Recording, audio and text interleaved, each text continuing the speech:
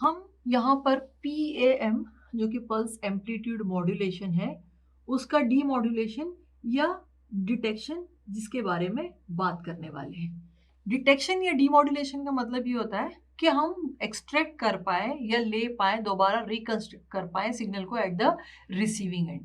सो हमारी पहली रिक्वायरमेंट है कि हमारे पास जो भी सिग्नल आ रहा है उसमें से हम अपना मॉड्यूलेटिंग सिग्नल को क्या कर पाए, निकाल पाए इन द सेम फॉर्म जैसा कि वो कहाँ दिखाई दे रहा था, ट्रांसमिटिंग एंड पे। पीएम सिग्नल हम ऑलरेडी जानते हैं कि पीएम सिग्नल में जो मॉड्यूलेटेड सिग्नल है वो किस फॉर्म में रहता है, पल्सेस के फॉर्म में रहता है, और amplitude of the pulse is directly proportional to the amplitude of modulating signal MT. ये हमारा बेसिक है। अब अगर हम पल्सेस के बारे में बात करें, जो कि हमें पता है कि हमारे पास दो तरीके की सैम्पलिंग या दो तरीके के पल्सेस अवेलेबल हो सकते हैं। So either we can have natural sampling और नेचुरल सैंपल्स जो कि पल्स एम्पलीट्यूड मॉड्यूलेशन में ही मिल सकते हैं, मतलब जिनका टॉप जो है वो कर्व्ड रहेगा या उसी डायरेक्शन में मूव करेगा जैसा कि आपका मॉड्यूलेटिंग सिग्नल रहेगा, वो हम नेचुरल सैम्पलिंग में देख चुके हैं। या तो दूसरी तरीके से फ्लैट टॉप सैंपल्स हो सकते हैं।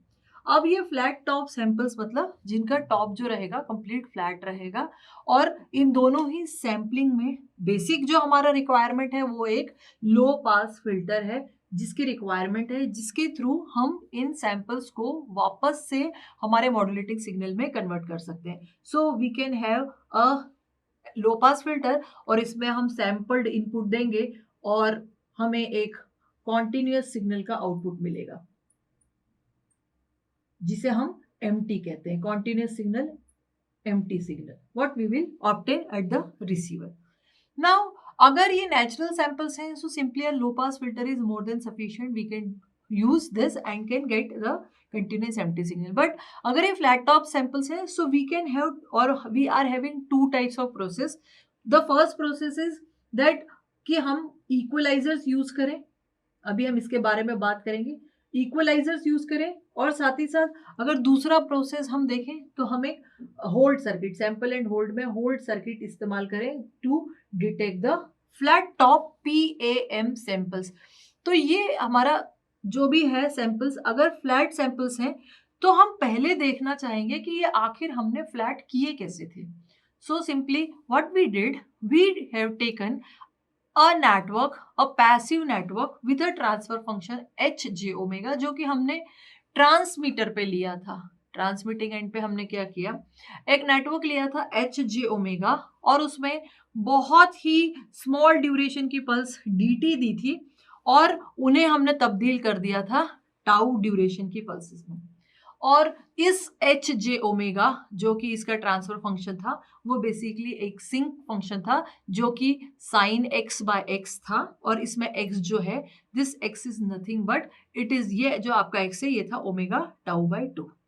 Now this tau is the width of, ये जो हमारी पल्सेस वहां पे फ्लैट टॉप पल्सेस जनरेट हुई थी वो थी।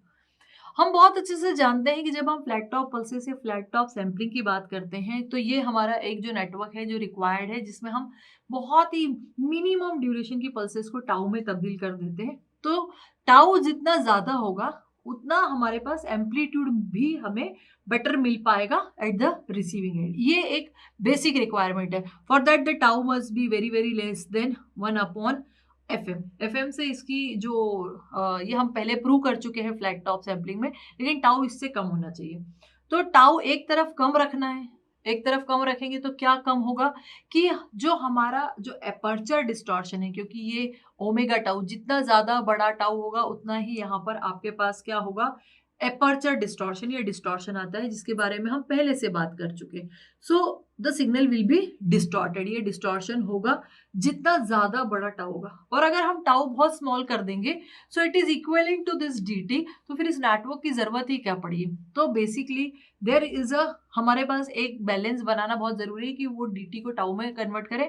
टाउ बहुत लार्ज भी नहीं हो सकता कि हम डिस्टॉर्शन बढ़ा दें, और टाउ बहुत स्मॉल भी नहीं रख सकते कि वो बराबर हो जाए dt के।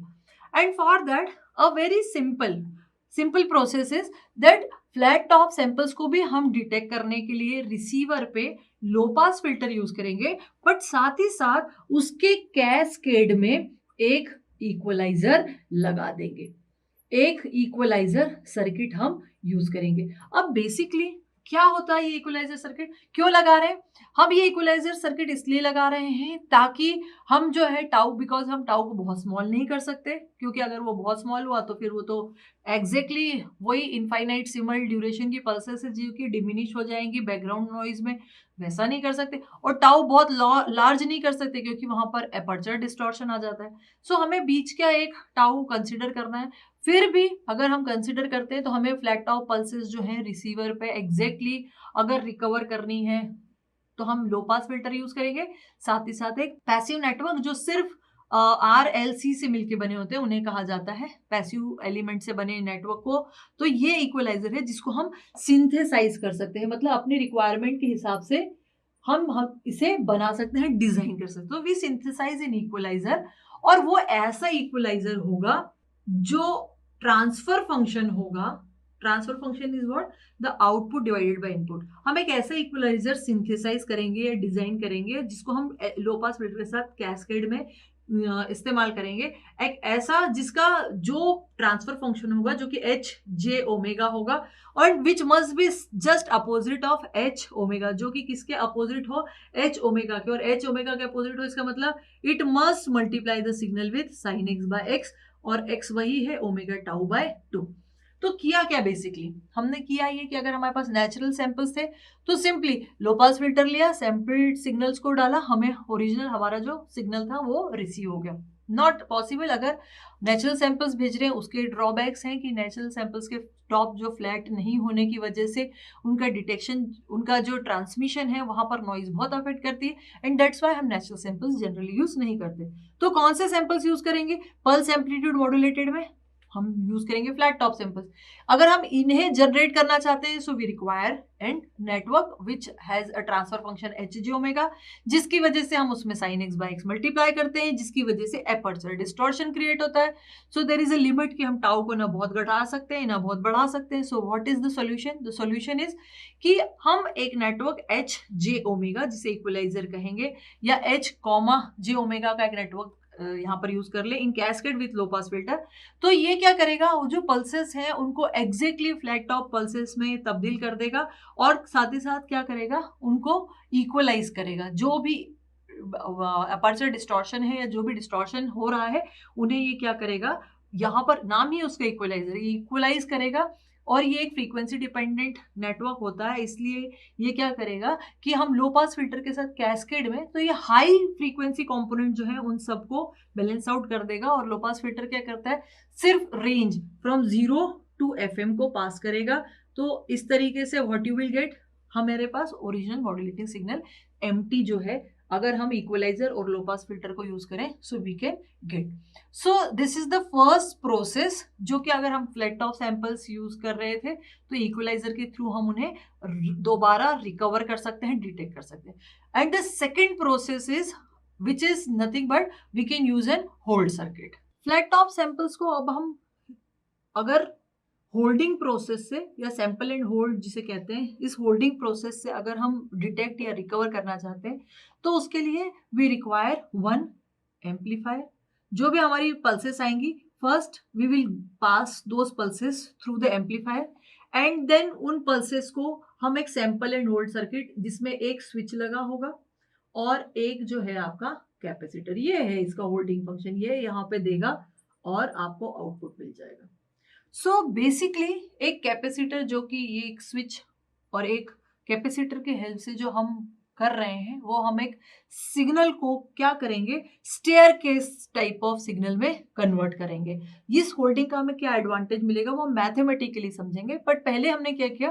फ्लैट टॉप जो सैंपल्स थे those are amplified, and then जो भी हमारा बेसबैंड सिग्नल के सैंपल्स को हमने एम्पलीफाई किया उनको दिस स्विच और इस पर्टिकुलर जो आप कैपेसिटर है उसके हेल्प से क्या करेंगे? कन्वर्ट करेंगे। अब सबसे पहले हम how the signal will look like that we must सी।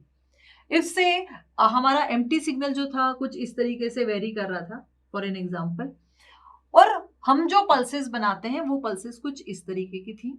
हमारी पल्सेस जो है इस तरीके की हैं, और वो पल्सेस एक ही नहीं है, कई सारी पल्सेस जो है वो इस तरीके की है, और वो फ्लैट टॉप पल्सेस है। So now basically what we have flat top pulses जिनको हमने यूज करना है, या जो हमारी फ्लैट टॉप पल्सेस जो है इस सर्किट में अप्लाई की गई है।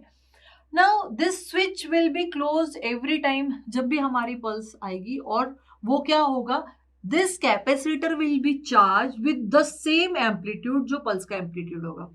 मैं मान लेती हूँ कि सबसे पहले ये वाली पल्स आई, और इस पल्स के आते ही this switch is close and the capacitor will get charged, पूरा कैपेसिटर जो है चार्ज हुआ। नेक्स्ट टाइम जैसे ही another pulse will come, the switch will become closed, but the capacitor already has this much charge, so ये अब यहां से लेके सिर्फ ये वाले पोर्शन तक, मतलब ये यहां से जाके इसको ये और ऊपर टॉप अप करेगा, इस तरीके से कह सकते हैं कि it is just top up this, और इसने यहाँ पे इस पर्टिकुलर वोल्टेज को होल्ड करके रखा, इसीलिए इसे हम क्या कह रहे हैं, होल्ड सर्किट। तो ये हमारे सैंपल्स जो थे, पहला सैंपल एमटी के जो सैंपल्स थे, उन सैंपल्स की वजह से हम क्या देख पा रहे हैं कि ये ऐसा कुछ स्टेयर केस वाला जो हमारा सिग्नल है, जैसे ही आपका सिग्नल हाई से लो जाएगा, जब लो जाएगा तो वो यहाँ पे आके अपने आप को होल्ड करके रखेगा। The capacitor will hold this position, इस पोजीशन को क्या करके रखता है, होल्ड, इससे बिलो नहीं जाएगा, क्योंकि यहाँ पे आते ही यहाँ सेकेंड पल्स आ जाएगी। And then again the same will be done here. तो ये इस तरीके से एक स्टेयर केस सिग्नल, ये है आपका होल्डिंग फंक्शन। इस होल्डिंग फंक्शन से क्या हुआ, ये जो सैंपल्स आए थे इसके वजह से हमें ये इस तरीके का स्टेयर केस सिग्नल मिला। हमारा बेसिक प्रोसेस क्या है, whatever pulses we will get, हम उन पल्सेस को क्या करते हैं, लो पास फिल्टर के थ्रू पास करते हैं और फिर सिग्नल को रिकंस्ट्रक्ट करते हैं। यहाँ पे हमने पल्सेस ली, पल्सेस को एम्पलीफाई किया और इस होल्ड सर्किट से पास ऑन किया। उससे हमें क्या एडवांटेज मिला, इफ से, क्योंकि जब हम फ्लैट टॉप पल्सेस बना रहे थे ट्रांसमिटिंग एंड पे, तो हमें एक नेटवर्क एच जे ओमेगा जिसका ट्रांसफर फंक्शन था उसकी रिक्वायरमेंट थी, और जब हम उसको यूज करते हैं, so whole of the transfer function, जो आपका ट्रांसफर फंक्शन है वो मॉड्यूलेटिंग सिग्नल से क्या होता है, मल्टीप्लाई होता है। अगर मैं मान लेती हूँ इन केस, जैसे कि अगर मैं मानती हूँ कि मेरा जो सिग्नल था, जो फ्लैट टॉप सिग्नल था, जब हमने उसको एच जे ओमेगा जो उसका नेटवर्क का ट्रांसफर फंक्शन था, जो साइन एक्स बाय एक्स था, उससे मल्टीप्लाई किया, तो हमारे जो फ्लैट टॉप सैंपल है उसका फोरियर ट्रांसफॉर्म है वो क्या होगा, फ्लैट टॉप सैंपल्स का। क्योंकि हमें पता है कि नेटवर्क कैसा है, उसमें एक तो है वैल्यू, बहुत स्मॉल वैल्यू टाउ, और दूसरी वैल्यू है टी एस जो कि सैम्पलिंग टाइम है। So it will have tau by T S sine omega tau by 2 upon omega tau by 2 into M J omega. ये हमारा सिंपली फ्लैट टॉप सैंपल्स का ये फोरियर रिप्रेजेंटेशन है। When we are looking at here, क्योंकि अब आप देख सकते हैं जो ड्यूरेशन है इन दोनों पल्सेस के बीच में, उसमें भी हमें आउटपुट मिल रहा है because of the holding function of capacitor, और पूरा का पूरा टाइम पे, मतलब जो हमारा टाउ था जो कि बहुत स्मॉल ड्यूरेशन ऑफ पल्सेस थी, नाउ यहाँ पर इट बिकम्स टीएस, क्योंकि दो पल्सेस के बीच का गैप क्या हो गया है, टीएस होता है। TS is what, nothing but opposite of FS, that is TS is nothing but 1 upon FS, and fs is what, which is greater than 1, which is greater than 2 fm. so यहाँ पर हम क्या देख पा रहे हैं कि हमारे पास, क्योंकि for whole duration we are having the amplitude, हमारे पास पूरे ड्यूरेशन में एम्पलीट्यूड है। कौन कौन से ड्यूरेशन में, सिंपली जब हम फ्लैट टॉप सैंपल्स को लो पास फिल्टर से कन्वर्ट कर रहे थे, या हम एक एच जे ओमेगा नेटवर्क इस्तेमाल कर रहे थे, तो इस तरीके का हमारा सिग्नल रिप्रेजेंटेशन था। यहाँ पे पूरा ड्यूरेशन हम ले पा रहे हैं samples, and that's why the Fourier transform of flat top pulses, when we are using the hold function या sample and hold function, उसका जो Fourier transform है उन samples का या उस signal empty का, वो क्या हो गया है, it is now, क्योंकि whole duration is not tau here and it becomes ts, and that's why the tau is replaced by ts। हमने जो टाउ था उसको रिप्लेस कर दिया है किससे, होल्ड फंक्शन की वजह से, it is converted into TS, क्योंकि पूरे ड्यूरेशन के लिए सिग्नल कैसा मिल रहा है, एक स्टेयर केस फॉर्म का सिग्नल मिल रहा है। स्टेयर केस मतलब ऐसे सीढ़ी नुमा आपको सिग्नल मिल रहा है पूरे ड्यूरेशन के लिए, यहाँ से स्टार्ट हुआ यहाँ पर भी, फिर अगेन ये यहाँ से स्टार्ट हुआ यहाँ तक है। So duration got change from tau to TS, पहली चीज हुई। और दूसरी चीज क्या हुई कि यहाँ पे टाउ बाय टीएस से हमने इसको मल्टीप्लाई किया था। We already know that the tau is very less and TS is bigger. आप देख सकते हैं कि टाउ जो है इनके विड्थ है और इनके बीच का जो गैप है टीएस, जो कि एफएम पे डिपेंड करेगा, तो नेचुरली ये स्पेस जो है वो टाउ के स्पेस से बड़ा ही होगा या टाउ से बड़ा ही होगा। सो अगर आप किसी छोटी क्वांटिटी से जब भी किसी भी स्पेक्ट्रम को मल्टीप्लाई करते हैं तो क्या होता है, होता ये है कि आपको उसका वैल्यू एम्पलीट्यूड क्या मिलता है, घटा हुआ मिलता है। यहाँ पर क्योंकि सैंपल एंड होल्ड सर्किट में we have simply replace tau by T S and there is no decrement in the amplitudes, there is a staircase signal, कोई डिक्रीमेंट एम्पलीट्यूड में नहीं हो रहा है, it is not multiplied with tau by T S. मैंने इसको simplify करके यहाँ पे लिया है, पूरा मैथमेटिकल एक्सप्रेशन नहीं लिया है, बट यू कैन सी कि ये इसमें से एब्सेंट है, मतलब ये डिक्रीज इन द एम्पलीट्यूड इसमें एब्सेंट है, और ये एक साइन है कि we are having better amplitudes, higher amplitudes as compare to the simple process. अगर आप सिंपल प्रोसेस की बात करें, मतलब अगर सिंपली एक लो पास फिल्टर यूज कर रहे हैं या low pass filter with equaliser use कर रहे हैं, तो उसकी बजाय अगर हम एक होल्ड सर्किट यूज कर रहे हैं, here the amplitude of the pulses will be greater, better than किससे, जो भी और प्रोसेस यूज कर रहे हैं। So this is the first thing और this is the first advantage what we can see. Now there is one more thing, और graphical representation से वी कैन सी कि हम बेसिकली जब भी किसी भी एक सिग्नल को मल्टीप्लाई कर रहे थे, वहां पर ये साइन एक्स बाय एक्स से हमने मल्टीप्लाई किया था, साइन एक्स बाय एक्स, ये ऐसे एक्स फंक्शन होता है जिसे हम सिंक फंक्शन कहते हैं, जिसे साइन एक्स बाय एक्स, जो हमारा एच जे ओमेगा था उसका transfer function sine x by x था, और उसी की वजह से हमें क्या मिल रहा था, एपर्चर डिस्टॉर्शन मिल रहा था।